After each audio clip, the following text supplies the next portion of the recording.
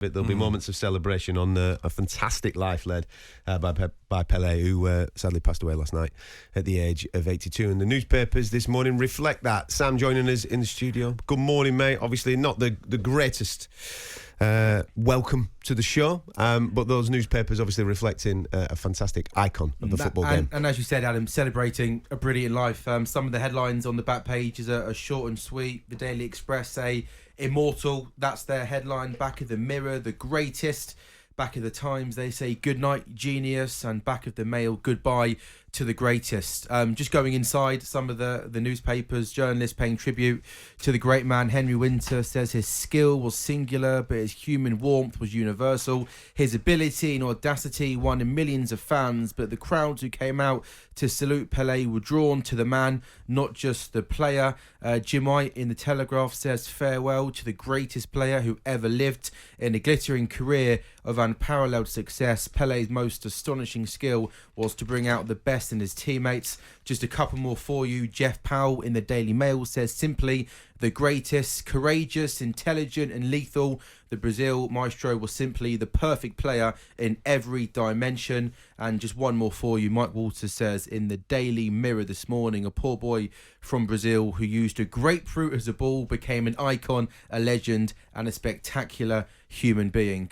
You said it, didn't you, Adam, at the top of the show? You want today to be about celebrating a great life, and that's exactly what the papers are doing today. Some fitting tributes. I think Ray touched upon it as well. The story of Pelé, to come from where he came from, to achieve what he achieved. There's hope for everybody, and that's the story, isn't it? The great story is the story of a guy from the streets that became the greatest in the world. Well, yeah, you come from poverty, which he did, to come king of the world, as one of the headlines says. So, absolutely brilliant. I'm just looking at iconic picture as well. Bobby Moore. That is a great picture, isn't it? 1970. Mate. Are you guys? They are littered. The newspapers this morning are littered. That is a great picture. With those, I mean, you've seen the newspaper. Muhammad Ali as well, 1977. I know. Brilliant. You've seen the pictures before on many occasions, but when something like this happens and these pictures are obviously littered all over the newspapers, there's that age-old saying, isn't there, that people will forget what you did, they'll forget what you said, but they'll never forget the way that you made you feel. And those pictures, when you actually look at them, they create some type of emotion, don't they? Absolutely spot on. I thought this was interesting. This is John Carlin this morning inside the Times. I thought Messi was the best ever. Now I realise it's Pelé.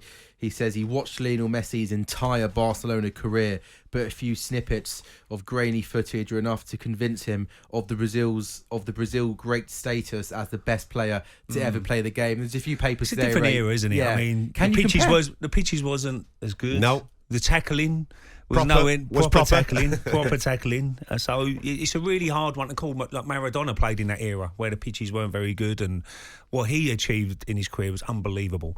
So I don't think you can compare, if I'm being honest. It's really difficult to compare who's the best. You know, all you can say is Pelé is an iconic figure that everybody knows who he is. And as Adam says there, what he achieved, where he come from, he's probably gives so much inspiration to children, and that's why Brazil is such a.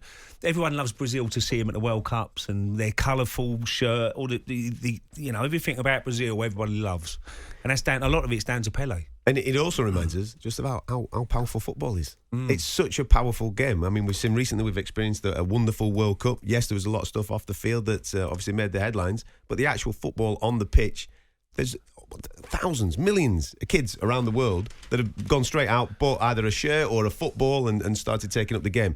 This is what this guy did, but obviously back in the 1950s. We're talking about Bellingham in this World Cup. What he done for England was amazing for his age. 17 he was. 17 in that first World Cup, 1958. He made his debut 15 years old.